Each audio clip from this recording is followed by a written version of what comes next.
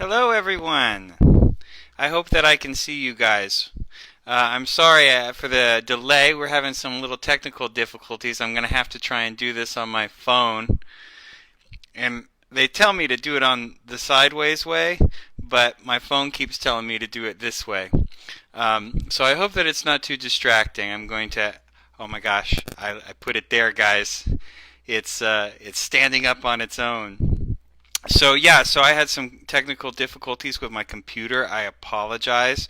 My name is Ryland Johnson. I'm a librarian at Fulton County Public Library, Fulton County Library System, FCLS, and this is Book Break, Adult Story Time. Um, Today we're going to be reading a story by Louis Borges, The Library of Babel. And again, thank you so much for bearing with us. We had a little technical difficulty when we were trying to get our computer to do the right thing. And so now I will be reading to you on my phone, which is here, while I read my notes and the story, which is on my computer, which is here. So we're going to make this work, and it's going to be real fun. So thank you again for joining us. We're so glad to be able to create this content for you, to share some time. Hello, Christy.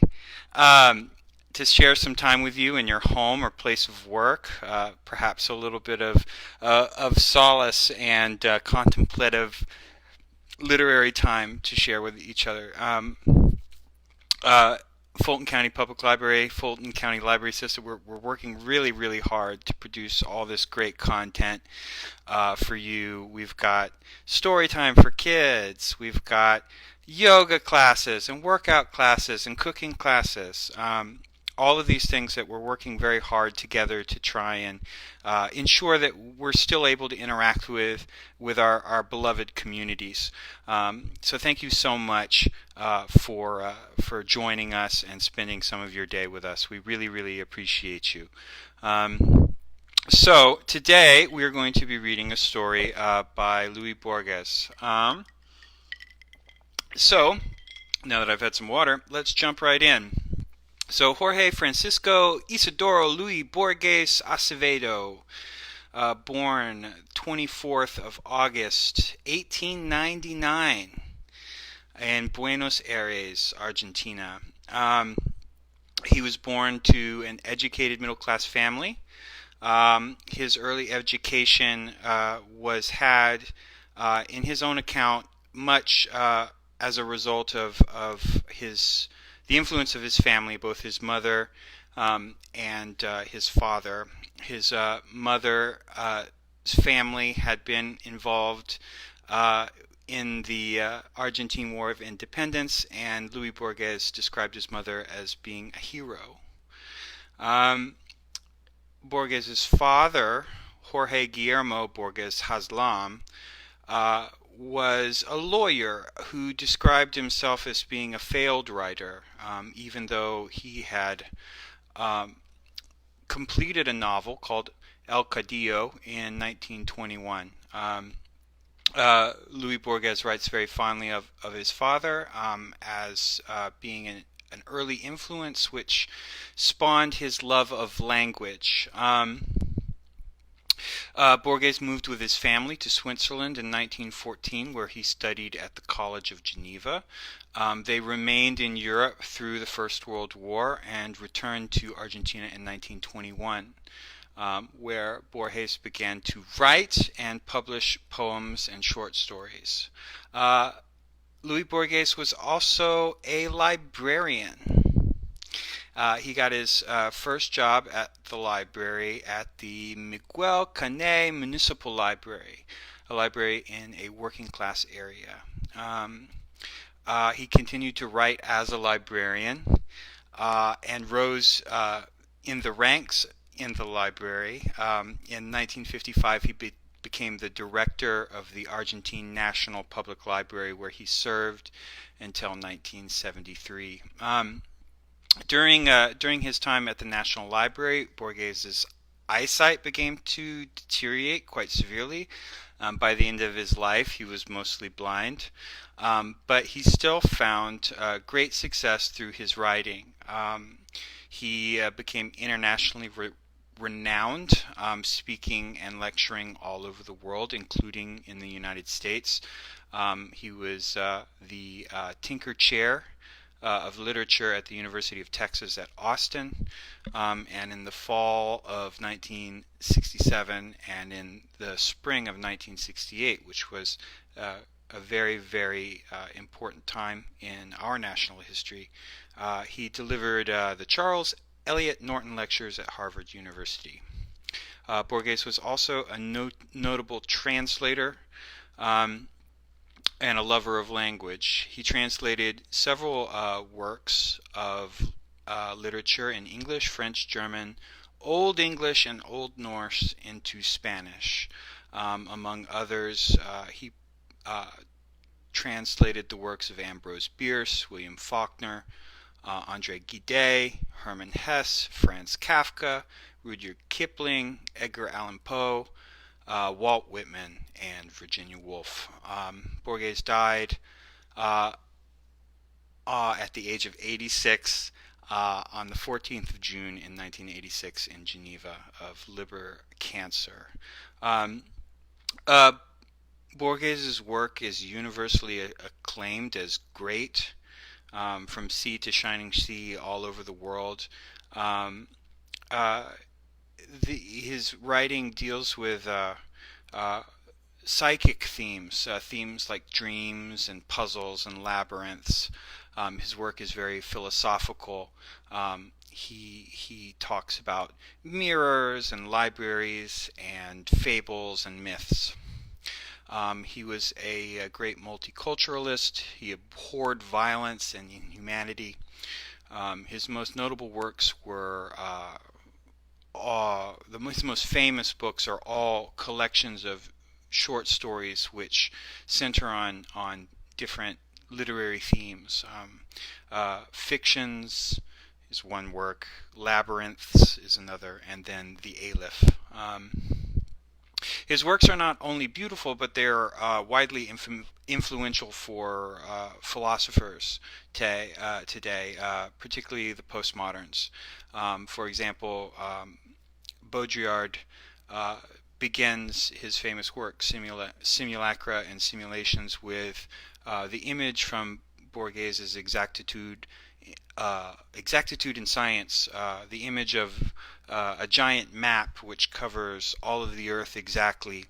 And Baudrillard uses Borges's image as a way to describe our experience of life in the hyperrealist postmodern, where we are inundated by this reality of signs and mediated images that seems to cover everything that we do so completely, and how that could lead us to feel unstable in our reality.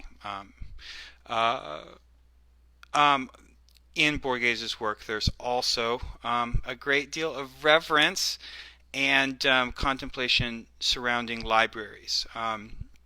I think that his work is really interesting because he speaks to the way that we imagine libraries as a kind of ideal utopian place where all of our collective history and knowledge is kept safe, and how as a place that we all share in the co-creating of our cultural story. I find that to be very relevant as a librarian.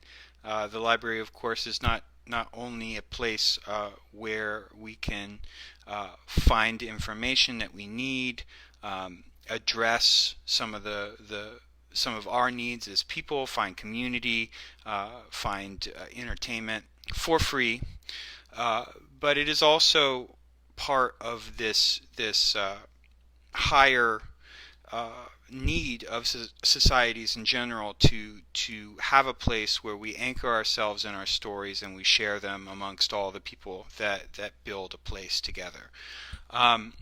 So without further ado, I'd like to begin to read the story for today, which is called The Library of Babel. And it begins with a epigraph from Anatomy of Melancholy, By this art, you may contemplate the variation of the 23 letters. By art, you may contemplate all the things that you could say with words, basically.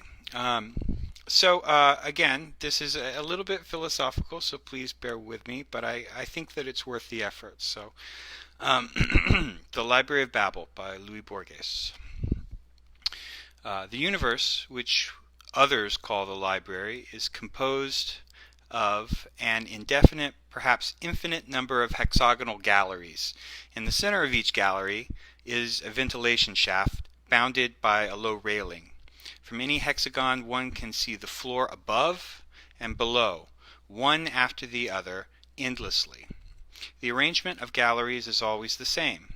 20 bookshelves, 5 to each side, line 4 of the hexagon's 6 sides. The height of the bookshelves, floor to ceiling, is hardly greater than the height of a normal librarian.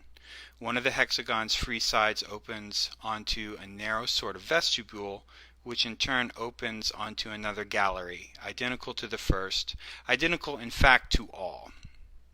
To the left and the right of the vestibule are 2 tiny compartments. One is for sleeping, upright, the other for satisfying one's physical necessities. Through this space, too, there passes a spiral staircase, which winds upward and downward into the remotest distance. In the vestibule there is a mirror, which faithfully duplicates appearances. Men often infer from this mirror that the library is not infinite. If it were, what need would there be for that illusory replication? I prefer to dream that burnished surfaces are a figuration and a promise of the infinite. Light is provided by certain spherical fruits that bear the names bulbs. There are 2 of these bulbs in each hexagon set crosswise. The light they give is insufficient and unceasing. Like all men of the library, in my younger days I traveled. I have journeyed in quest of a book, perhaps the catalogue of catalogues. Now that my eyes can hardly make out what I myself have written, I am prepared to die, a few leagues from the hexagon where I was born. When I am dead, compassionate hands will throw me over the railing. My tomb will be the unfathomable air. My body will sink for ages, and I will decay and dissolve in the wind engendered by my fall, which shall be infinite. I declare the library is endless. Idealists argue that the hexagonal rooms are the necessary shape of absolute space, or at least our perception of space. They argue that a triangular or a pentagonal chamber is inconceivable. Mystics claim that their ecstasies reveal to them a circular chamber containing an enormous circular book with a continuous spine that goes completely around the walls. But their testimony is suspect, their words obscure. That cyclical book is God. Let it suffice for the moment that I repeat the classic dictum. The library is a sphere, whose exact center is any hexagon and whose circumference is unattainable. Each wall of the hexagon is furnished with 5 bookshelves. Each bookshelf holds 32 books, identical in format. Each book 410 pages, each page 40 lines, each line approximately 80 black letters. There are also letters on the front cover of each book. Those letters neither indicate nor prefigure what pages inside will say. I am aware that the lack of correspondence once struck men as mysterious. Before summarizing the solution of the mystery, whose discovery, in spite of its tragic consequences, is perhaps the most important event in all history, I wish to recall a few axioms. First, the library has existed ab aeternate. That truth, whose immediate corollary is the future eternity of the world, no rational mind can doubt. Man, the imperfect librarian, may be the work of chance or of malevolent demiurges. The universe, with its elegant appointments, its bookshelves, its enigmatic books, its indefatigable staircases for the traveler, and its water closets for the seated librarian, can only be the handiwork of a god. In order to grasp the distance that separates the human and the divine, one has only to compare these crude, trembling symbols which my fallible hand scrawls on the cover of a book, with organic letters inside, neat, deliberate, deep black, and inimitably symmetrical. Second, there are 25 orthographic symbols that discovery enabled mankind 300 years ago to formulate a general theory of the library and thereby satisfactorily solve the riddle that no conjecture had been able to define: the formless and chaotic nature of virtually all books. One book, which my father once saw in a hexagon in circuit 15 through 94, consisted of the letters M, C, V, perversely repeated from the first line to the last. Another, much consulted in this zone, is merely a labyrinth of letters whose penultimate page contains the phrase, "O time, thy pyramids." This much is known. For every rational line or forthright statement, there are leagues of senseless cacophony, verbal nonsense and incoherency. I know of one zone whose librarians repudiate the vain and superstitious habit of trying to find sense in books, equating such a quest with attempting to find meaning in dreams or in the chaotic lines of the palm of one's hand. They acknowledge that the inventors of writing imitated the 25 natural symbols, but contend that adoption was fortuitous, coincidental, and that books in themselves have no meaning. That argument, as we shall see, is not entirely fallacious. For many years it was believed that those impenetrable books were in ancient or far distant languages. It is true that most ancient peoples, the first librarians, employed a language quite different from the one we speak today. It is true that a few miles to the right our language devolves into dialect, and that 90 floors above it becomes incomprehensible. All of that, I repeat, is true, but 410 pages of unvarying MCVs cannot belong to any language, however dialectical or primitive it may be. Some have suggested that each letter influences the next, and that the value of MCV on page 71, line 3, is not the value of the same series on another line of another page, but that vague thesis has not met with any great acceptance. Others have mentioned the possibility of codes, that conjecture has been universally accepted, though not in the sense in which its originators formulated it. Some 500 years ago, the chief of one of the upper hexagons came across a book as jumbled as all the others, but containing almost 2 pages of homogeneous lines. He showed his find to a traveling decipherer, who told him the lines were written in Portuguese. Others said it was Yiddish. Within the century, experts had determined what the language actually was, a Samoyed Lithuanian dialect of Guarani, with inflections from classical Arabic.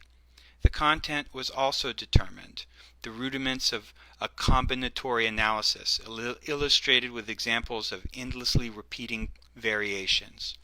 Those examples allowed a librarian of genius to discover the fundamental law of the library. This philosopher observed that all books, however different from one another they might be, consist of identical elements: the space, the period, the comma, and the 22 letters of the alphabet. Uh-oh, my phone fell over. Here we go. I hope that you guys are hanging out and having a good time. I'm sorry about the phone. So where was I? The period, the space, the identical elements of language: space, period, comma, and the letters of the alphabet. He also posited a fact which all travelers have since confirmed. In all the library, there are no two identical books. From those incontrovertible premises, the librarian deduced that the library is total, perfect, complete, and whole, and that its bookshelves contained all possible combinations of the 22 orthographic symbols, a number which, though unimaginably vast, is not infinite. That is, all that is able to be expressed in every language. All. The detailed history of the future, the autobiographies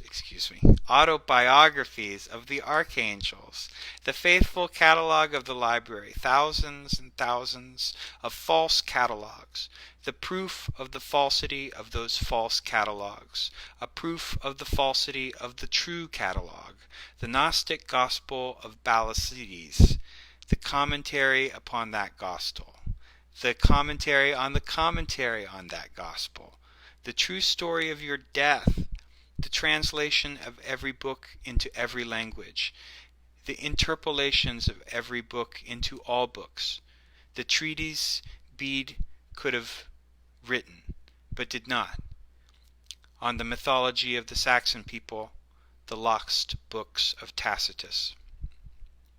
When it was announced that the library contained all books, the first reaction was unbounded joy. All men felt themselves the possessors of an intact and secret treasure.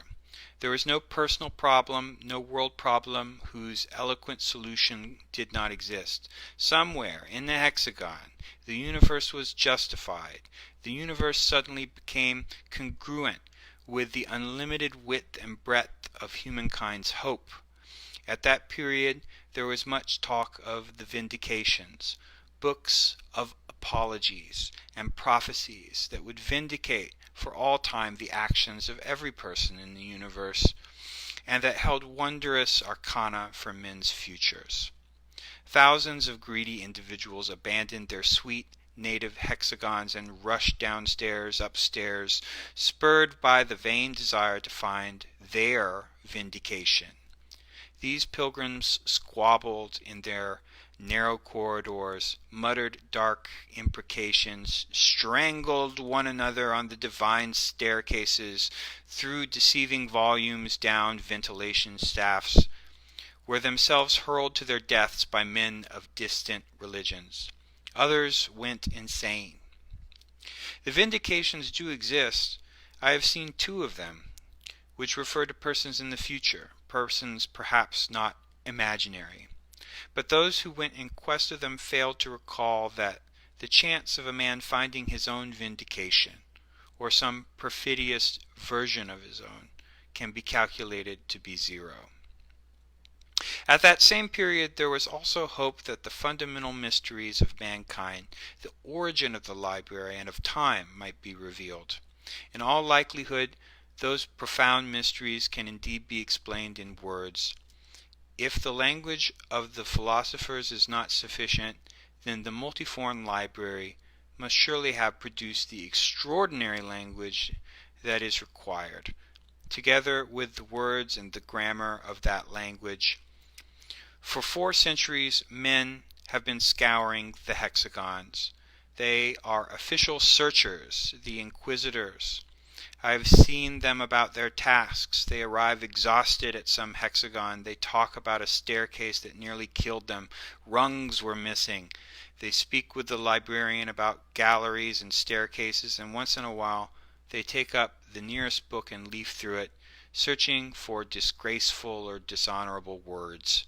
Clearly, no one expects to discover anything. That unbridled hopefulness was succeeded naturally enough by a similarly disproportionate depression.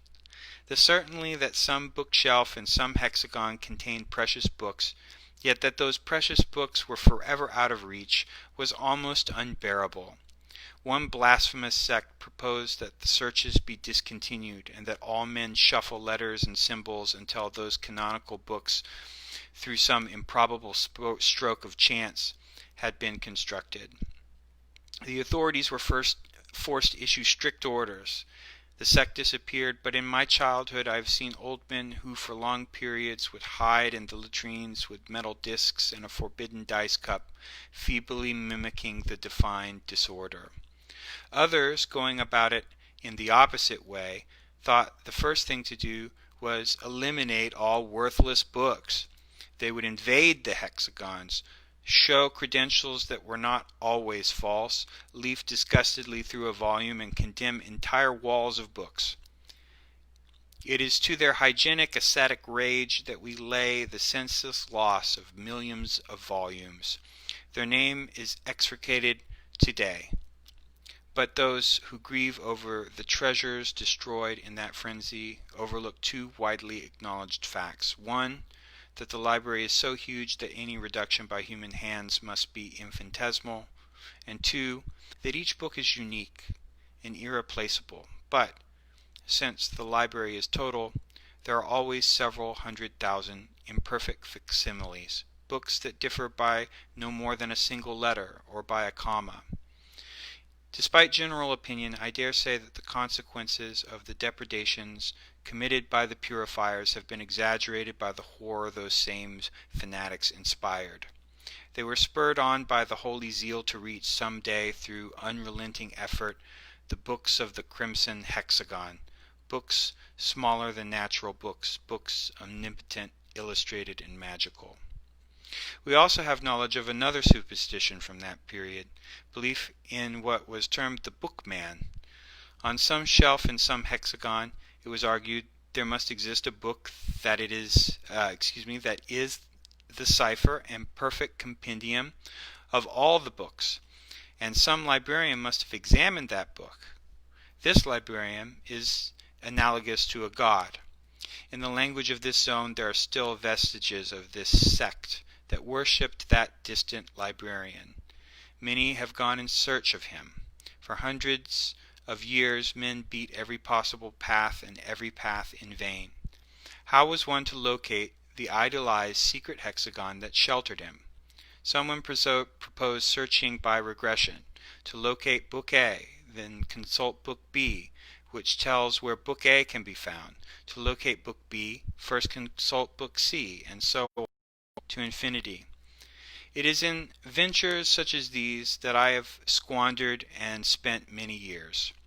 I cannot think it unlikely that there is such a total book on some shelf in the universe. I pray to the unknown gods that some man, even a single man, tens of centuries ago, has perused and read that book. If the honor and wisdom and joy of such a reading are not to be my own, then let it be for others. Let heaven exist. Through my own place be in hell. Let me be tortured and battered and annihilated, but let there be one instant, one creature, wherein thy enormous library may find its justification.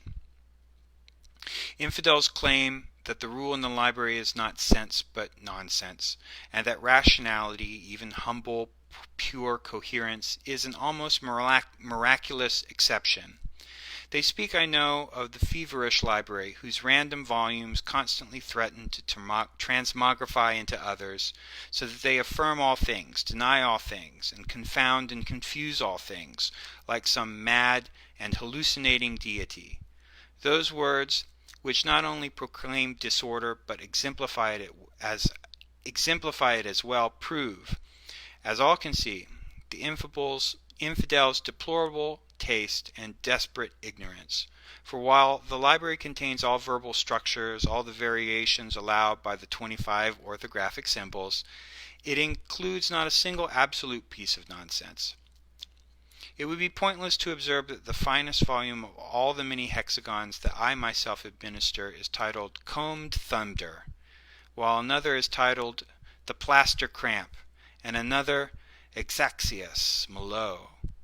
These phrases, at first apparently incoherent, are undoubtedly susceptible to cryptographic or allegorical, quote, reading, that justification of the word's order and existence, is itself verbal and ex hypothesi, already contained somewhere in the library. There is no combination of characters one can make, for example, that the divine library has not foreseen, and that it is one or more of its secret tongues that does not hide a terrible significance. There is no syllable one can speak that is not filled with tendencies, tenderness, and terror, that is not, in one of those languages, the mighty name of a god. To speak is to commit tautologies. This pointless, verbose epistle already exists in one of the 30 volumes of the 5 bookshelves in one of the countless hexagons, as does its refutation.